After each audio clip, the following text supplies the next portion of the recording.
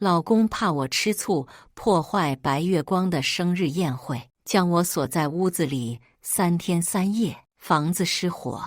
我打电话歇斯底里的和老公求救，求他把钥匙的位置告诉我，他却不紧不慢地回我：今天是宁宁的生日，你别想搞破坏，等宁宁生日过完，她开心了，我自会放你出来。我想要自救，可是水被停了，信号被掐断了，我只能眼睁睁地看着自己被大火包围。等到屋内物品烧成灰烬，我烧的只剩下白骨，也没等到救援。大家好，开始今天的分享之前，希望你能给人间烟火点个订阅，我将会分享更多优质的内容。我的尸体躺在角落里，被大火烧得惨不忍睹，我的胃空荡荡的。被关在屋内的第3天，沈怀川断了我所有的食物，只因为我忘记给温馨宁的狗喂狗粮，狗乱吃东西中毒。他觉得我在吃醋，故意害死温馨宁的狗。温馨宁泪眼朦胧地哭着问我：你为什么要虐待小白？如果你不喜欢我，我走就是了。不等我解释，沈怀川就蹙着眉唇角，紧抿盯着我，他语气冰冷：陈绵，你真够恶毒的。他怒吼：道歉。我摇头：沈怀川，我没错，我为什么要道歉？我替温宁宁照顾这只狗，被咬了3次，打了3次狂犬疫苗。昨晚我只是打狂犬疫苗，吃了药，困了忘记给狗喂狗粮。我怎么也没想到这只狗会乱吃东西中毒，连宁宁的一只狗都要欺负。过几天就是宁宁的生日了，你这么容易吃醋，就待在这里别出来了，省得出来破坏宁宁的生日宴会。啪！温馨宁举起手，一巴掌落在我的脸上。我正准备还手回去，沈怀川却一把抓住了我的手。既然你死不悔改，就待在这里，直到你愿意认错为止。沈怀川将我锁在了郊区的别墅里。大火起得突然，所有的窗子被封死，而且我3天没吃东西，根本没力气跑远。我抓起手机给沈怀川打电话：沈怀川，钥匙呢？沈怀川正在为温馨宁举办生日宴会。他不冷不淡地回我：这才几天你就受不了了？你虐待宁宁狗的时候，有没有想过宁宁的狗有多难受？今天是宁宁的生日，你别想搞破坏，等宁宁生日结束了，她开心了，我就放你出来。我歇斯底里地喊：沈怀川，着火了，求求你告诉我钥匙在哪里。只听见他冷笑一声：你又想玩什么把戏呢？害死宁宁的狗还不够，还想破坏她的生日吗？嘈杂的声音里，一道女声传来：怀川哥哥，快来切蛋糕了。电话里响起生日快乐的祝福，而此刻的我却被困在火场里，等待着死亡。怀川哥哥，你让绵绵姐一起来吧。沈怀川说：不了，她来了肯定不安分，她这个人就是善妒，等一下又莫名其妙的吃醋，把她关起来饿几顿，她才会知道错。我的鼻息被烟雾呛到，断断续续地发出呜咽的求助。电话被挂断，我打电话给消防，却发现屋内的信号被掐断了，厕所的水也被停了。靠在墙角，我用手不断地扒着窗户，试图将锁死的窗户打开，直到我的手磨破流血，也没能将窗户扒开，只能在痛苦中任凭火焰将我吞噬。死后不知道为什么，我的灵魂飘到了沈怀川身边。办公室里，沈怀川刚刚开完会。以前我时常缠着沈怀川，喜欢做爱心便当送到他的办公室，而我已经1个星期没有来过了。他忽然想起什么，蹙了一下眉眼问助理：陈绵呢？他考虑好了没有？他什么时候愿意给宁宁道歉？助理脸色一变，思虑一会儿回答：沈总，陈小姐应该还在别墅里。沈怀川顿了一下，他什么时候愿意给宁宁和小白道歉？什么时候再放他出来？他这么恶毒，就应该教训一下才会听话，否则只会毫无底线的吃醋，连一只小狗都不放过。助理正准备离开，给我打电话，沈怀川却突然叫住他：“等等，让他多待几天，过几天再将他放出来。”助理犹豫半晌，最终还是点头：“好。”上一次被温馨宁的狗扑倒，我跌倒在地上，捂着肚子，面部发白。沈怀川看着我不为所动，他用脚踢了踢我的手：“陈绵，演技不错，只可惜我不吃你这套，装什么？快起来！”直到我的小腹流出股股血液，沈怀川脸色一变，才让助理送我去医院。不出意外，我流产了。我哭了很久。沈怀川只是随意地安慰我几句：“好了，孩子还会再有，但是宁宁的狗只有这一只，你也别哭了。”当着我的面，温馨宁抱着狗对着沈怀川：“看，这是爸爸。”他们对着狗自称爸爸妈妈，而我的未出世的孩子就这样没了。温馨宁的狗生病的时候，沈怀川着急得不行，带着温馨宁和狗赶往医院。我生病的时候，他只会冷哼一声问我：“又装病有意思吗？”就连一条狗的性命都比我值得他费心。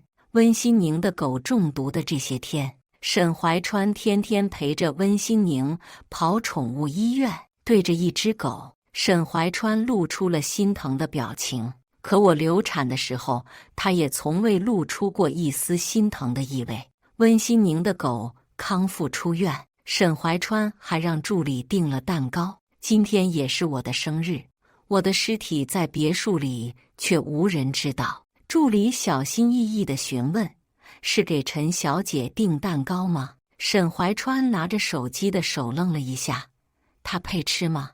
你也别帮着她一起试探我了。订一个宠物蛋糕送过来，快点，记得不要放巧克力，狗不能吃巧克力。看啊，他连狗不能吃巧克力都记得，却不记得今天是我的生日。”我的灵魂飘荡在空中，看着沈怀川陪着温馨宁和一只狗过生日，我觉得荒诞又可笑。温馨宁靠着沈怀川的肩膀：“怀川哥哥，谢谢你，你对我真好。”沈怀川笑了一下，用手指刮过他的鼻尖：“傻瓜，我不会让你受委屈的，一定会让他给你和小白道歉的。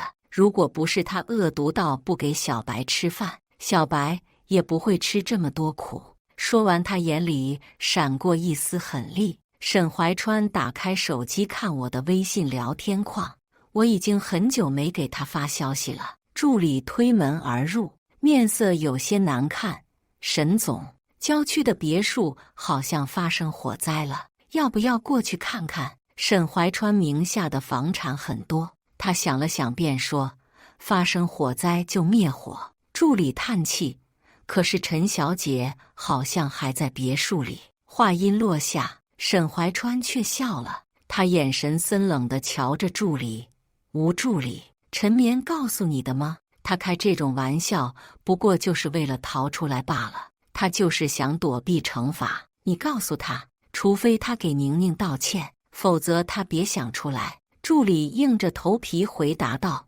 好的。”助理离开，办公室被人猛地踹开。宋四年站在沈怀川面前，声音颤抖：“沈怀川，陈绵呢？”沈怀川不紧不慢地抬头，在别墅里。宋四年是沈怀川的好兄弟，是我们大学的共同好友。那陈绵怎么不接我电话？沈怀川无所谓地笑了笑：“我怎么知道？”和沈怀川淡定自若的神色比起来，宋四年显得焦急。他揪住沈怀川的衣领：“沈怀川，你是她老公，你不知道谁知道？”沈怀川慢悠悠地在协议上签字，拍开揪住自己衣领的手：“他在郊区的别墅里，你可以自己去找他。不过在他给宁宁道歉之前，我是不会放他出来的。听到别墅，宋四年脸色沉了几分。郊区那里这么偏远，连外卖都送不进去，他去了这么多天，吃什么？沈怀川顿了一下，她这么不择手段的女人，自有办法，总归饿不死。何况这只是我给她的惩罚。我说了，只要她愿意给宁宁道歉，我就放她出来。她既然不道歉，那就别想出来了。离开前，宋四年瞪了他一眼。他开车来到别墅找我，打开别墅门的时候，忍不住皱眉挡着鼻子，里面全是烧焦的味道。他脸色一变，立马冲到了我的房间，门已经被烧黑，轻轻一撞便开了锁。黑黢黢的尸体缩在角落里，看见我的尸体，宋四年瞬间愣了神色，他不可置信地跪在了我的身侧，就那样木讷地看着我。看着看着，他掉了一滴泪水在我的手上，而我的尸体像是许久未汲取过水源的沙漠，立马将那滴泪水蒸发了。死之前，我又口渴又饿，我最怕热了，被大火吞噬的时候，我生不如死。那一瞬间，我彻底后悔爱上沈怀川了。宋四年跪在我的尸体边上，颤抖着手给沈怀川打电话。沈怀川，他死了。沈怀川沉默半晌，倏地笑了一下。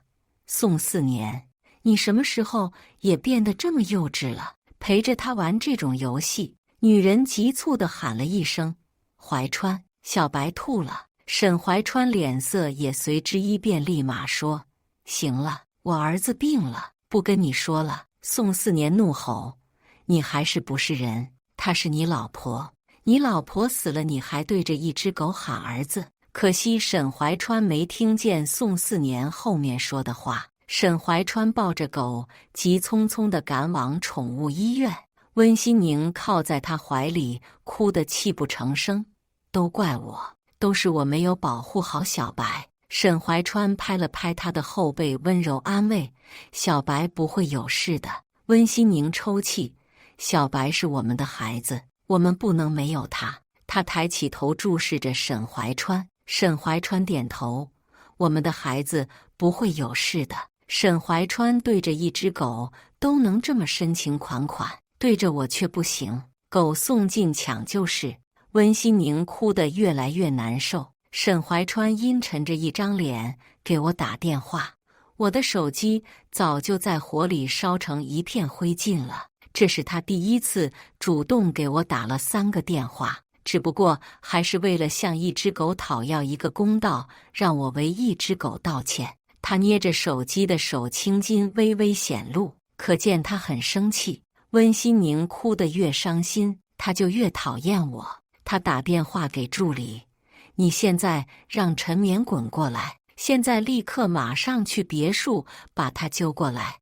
我的尸体被宋四年带走了。”助理到别墅的时候，只看见被烧得漆黑、惨不忍睹的房间，房间的墙上带着血迹，那是我痛到抓着墙壁挠出来的血。看见这一幕，助理都不由得害怕。血迹夹杂在墙壁上、地板上。恰好这时沈怀川又打电话过来催了，他怎么还不给我滚过来？不就饿他几顿，让他体会一下小白被饿的经历？他有什么好闹的？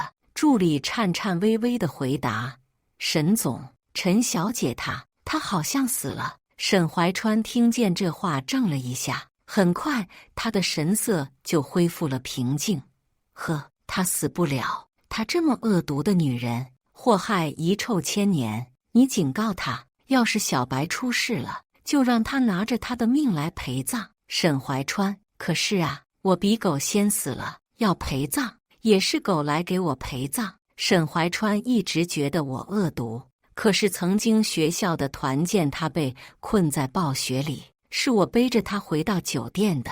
那个晚上，我烧了整整1夜，他迷迷糊糊看见了我的手链，可后来温馨宁捡走了我的手链。沈怀川一直认为救他的人是温馨宁，和沈怀川结婚后，我向他解释，可他不相信。他觉得我为了让他喜欢上，什么谎话都编得出来，狗抢救出来。沈怀川神色焦急，立马走上前去。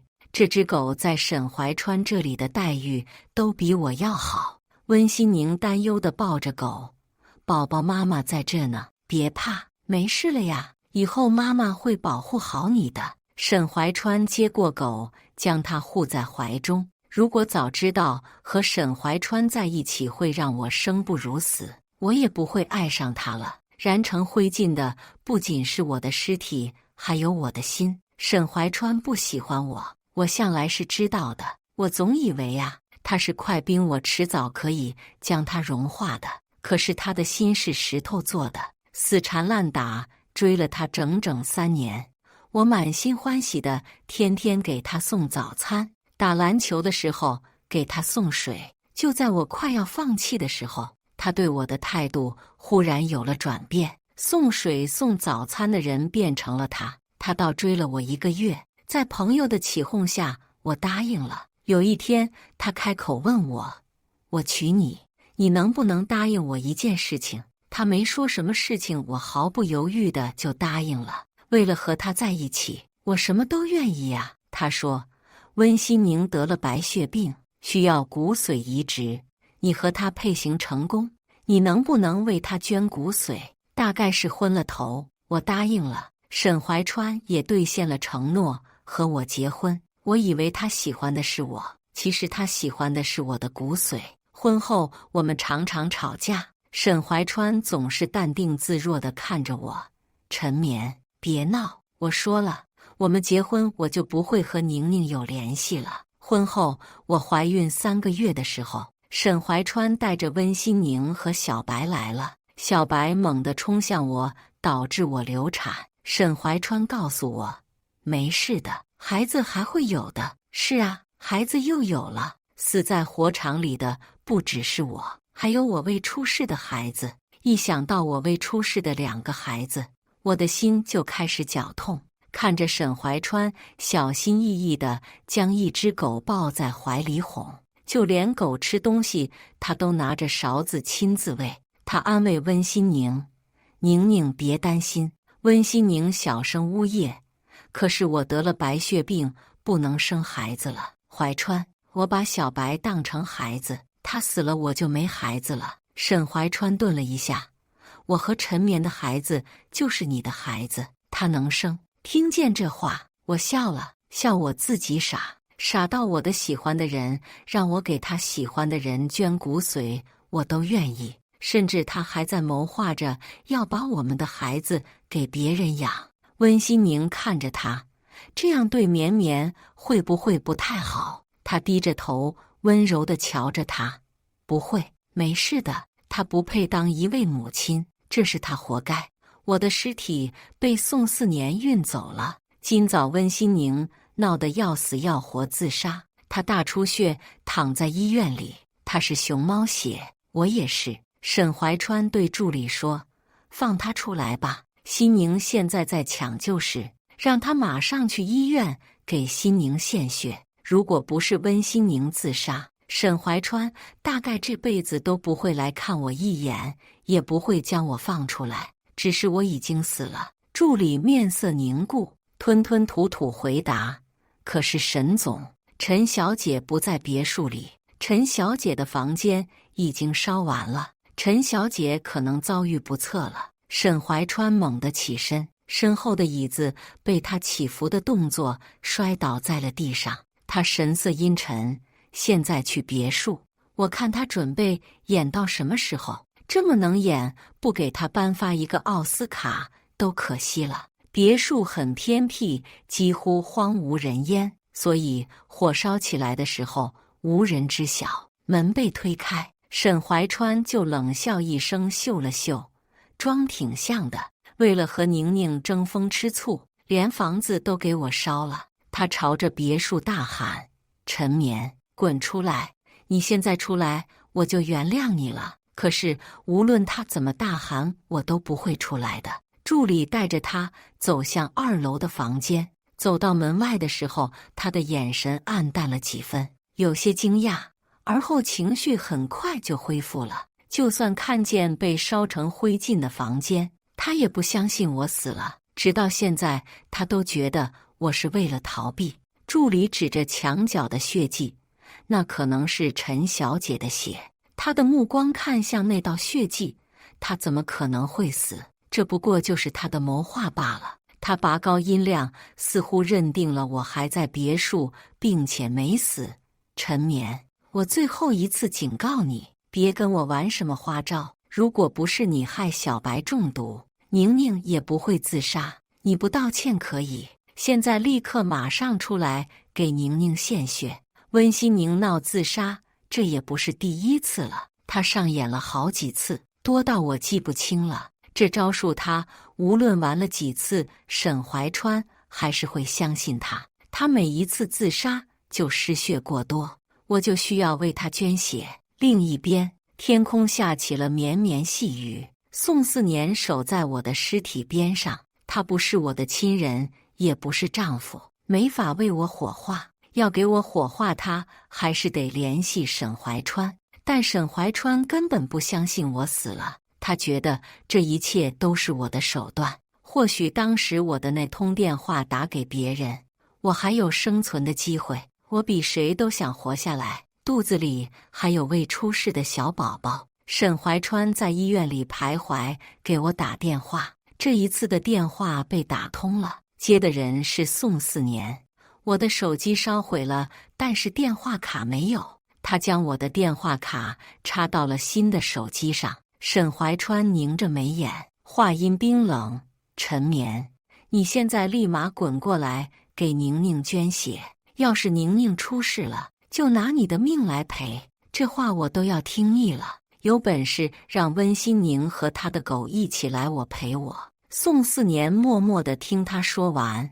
沈怀川，你就不是人，他都死了，你还要这样对他？沈怀川抿着薄唇，嘴角勾起。宋四年，你喜欢他是吧？你们两个不会背着我搞在一起了，说不准你现在陪着他在哪里厮混呢？要不然你陪他演戏做什么？宋四年脾气向来温和，这是我第一次看他红了脸。沈怀川，你自己肮脏，就不要看别人也脏。沈怀川也不爽地拔高音量，带着愠怒回答：“我告诉你，他要是这么想死，就赶紧去死，整天把自己的生命拿来开玩笑，动不动就死。他有本事就去死，别让我看见他还活着。”宋四年不再说话，挂掉电话。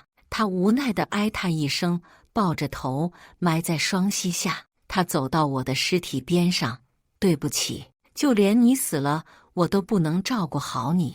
我的火化进程也因此耽搁了，我的尸体没法火化，我也不想火化，因为我是被烧死的。死后我怕火，我还是希望宋四年别执着地为我火化了。生前我最喜欢围着沈怀川转，为他做爱心便当，送早餐。他随手将我的早餐送温馨宁，温馨宁还发了一条朋友圈：“早餐真好吃。”如果不是温馨宁那条朋友圈，我也不会知道原来每天辛辛苦苦做的早餐他都没吃。我和他闹小脾气。沈怀川严肃地看着我：“听好了，陈眠，就算我不给宁宁，也会扔掉的。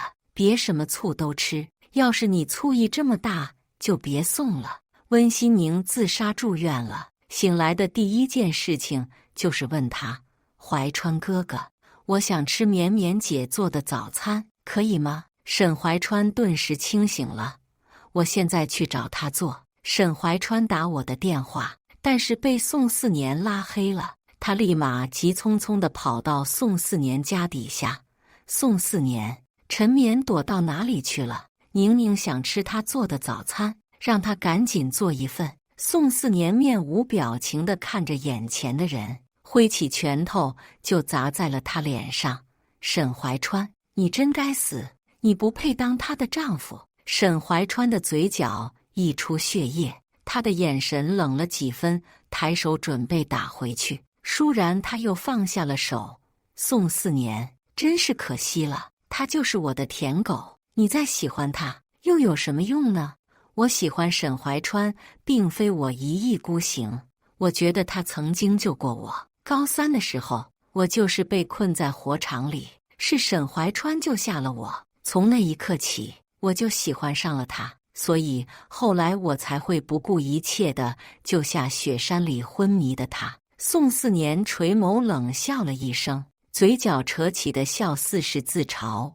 沈怀川，你会遭报应的。曾经我因为要和沈怀川在一起，和父母闹到断绝关系，以至于婚后的2年我都没有和父母联系过。妈妈知道我给温馨宁捐了骨髓的时候，她一个人坐在病房外哭了1个晚上。那个时候我内疚过，我不顾一己私欲，可是最难受的人是妈妈。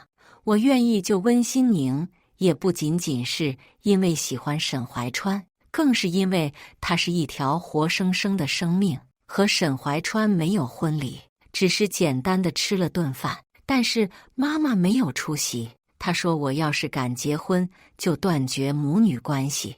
为了和沈怀川在一起，我真的和妈妈好久没再联系过。我生日那天是我死后的头七，沈怀川在给一只狗吹生日蛋糕，只有妈妈记得我的生日。妈妈好久联系不上我，她来到了我住的城市。来到这的时候，她又忍不住抹了一把泪水。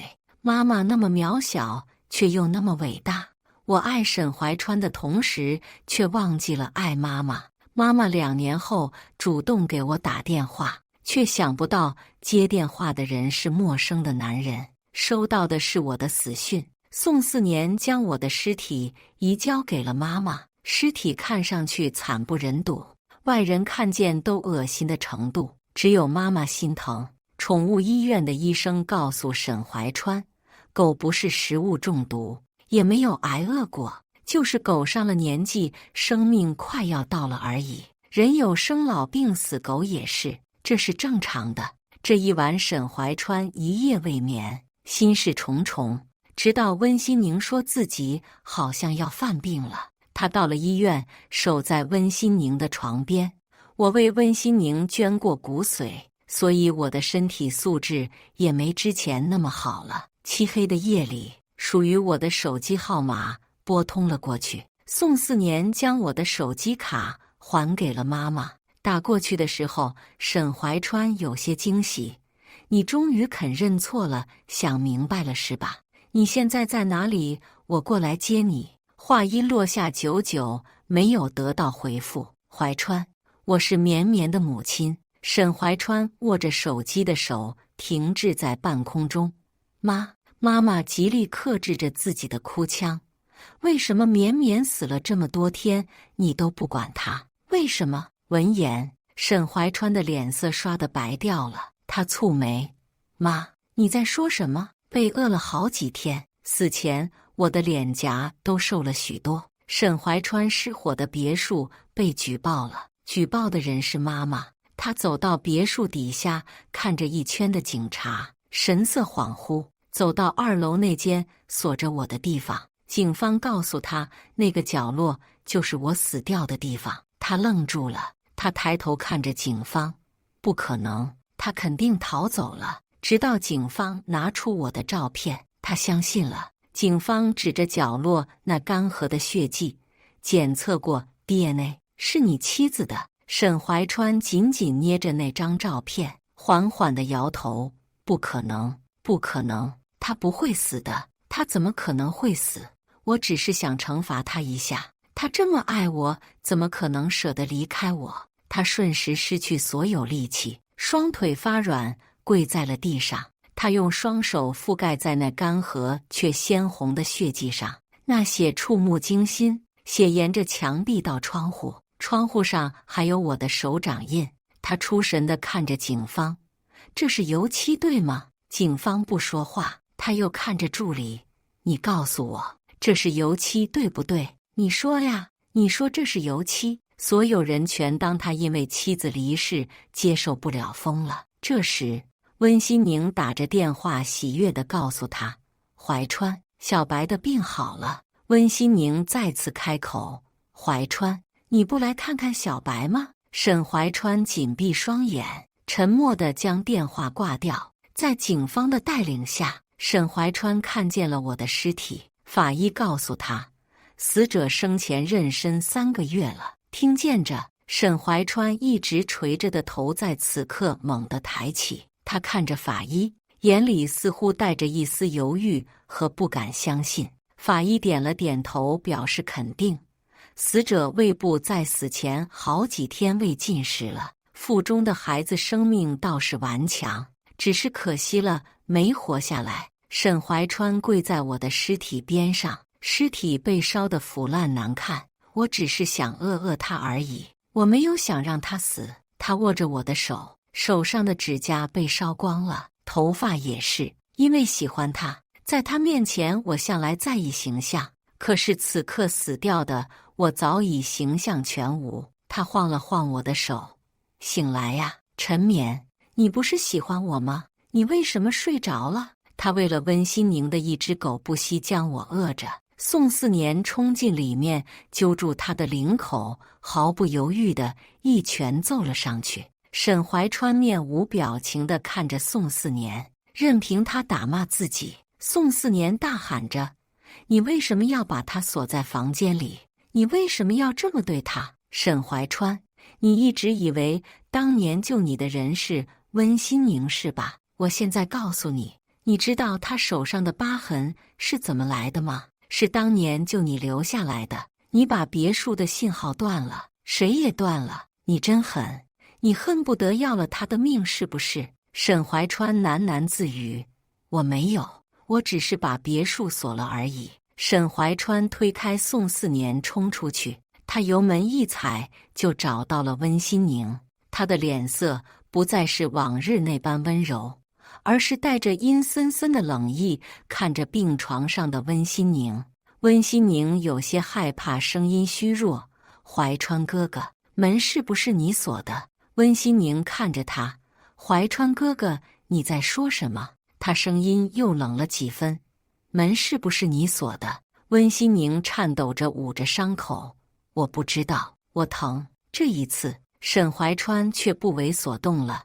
宠物医院的医生打电话告诉我了，小白不是食物中毒，你次次让我误会陈眠给小白下毒。还有，别墅的房间门我从没锁过，只有你有别墅的钥匙。他眸若含水，泪眼汪汪地看着沈怀川：“怀川哥哥。”沈怀川意味深长地看了他一眼：“温馨宁，当年救我的人不是你对吗？”温馨宁不敢说话了。警方介入调查，沈怀川回到了家里。夜里，他忍不住红了眼眶，他靠在窗边，眼泪一点一点滚落。这时他才注意到柜子上的孕检通知单，抱着那张单子，他哭了很久。根据警方的调查，别墅的失火是人为纵火，纵火的人被抓到了，是温馨宁雇佣的。沈怀川恶狠狠地看着温馨宁紧紧握着的拳头，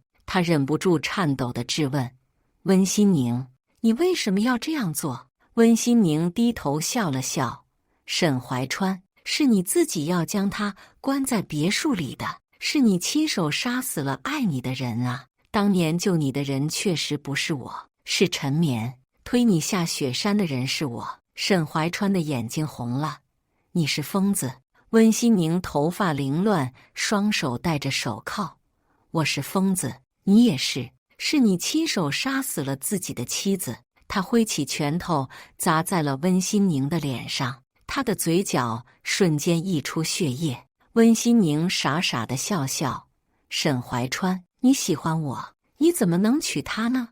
你明明那么爱我，我不过是看你快喜欢上他了，所以才忍不住出手了。”温馨宁打开我死前的录音，他打开音频，里面全是我歇斯底里喊救命的声音，还有虚弱的道歉：“沈怀川，我错了，我不喜欢你了，求你放我出去好不好？”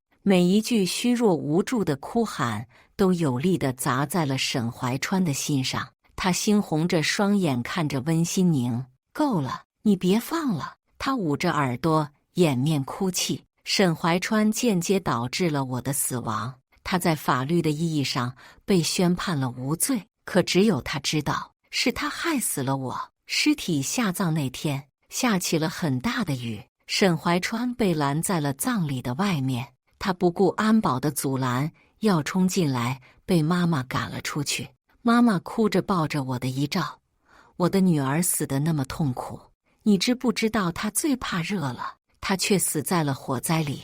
我的孩子被你整整饿了3天，你为了一只狗要了我孩子的命。”屋外瓢泼大雨，而对于我这个死在火灾里的人觉得很舒服。死之前，我热到失去知觉，我饿到胃部发麻。如果可以托梦多好，希望我的坟墓前多一点吃的。下葬的时候，妈妈听法医说我生前饿了3天，她为我带了很多我爱吃的东西，还有一把扇子。我的灵魂狼吞虎咽地吃着这些贡品。沈怀川有很多房产，他所有的家都灯火通明。他说怕我找不到回家的路，可我觉得太好笑了。烧死我的那个房间里装着无数的零食，还有无数的水。沈怀川待在那个房间里整宿，看着角落的血痕，他眼神呆呆的。4年，在同一间屋子里，沈怀川用和我同样的死法自杀了，可是他没死成，成了重度烧伤。比起死亡，重度烧伤更为痛苦。他的脸不再像以前那般好看了。他戴着口罩在我的坟墓前：“对不起，我不好看了，你还会喜欢我吗？”他笑了笑，摇摇头：“你再也不会喜欢我了，是我把你害死了。”笑着笑着，他哭了。往后余生，他时常在半夜噩梦缠身，身上的伤口也永远愈合不了。那些灼烧不断地提醒着他愚蠢的过往。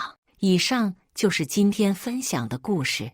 大家有什么想说的、想吐槽的，欢迎在下方评论交流。也更希望能给人间烟火点个订阅，我将会分享更多优质的故事内容。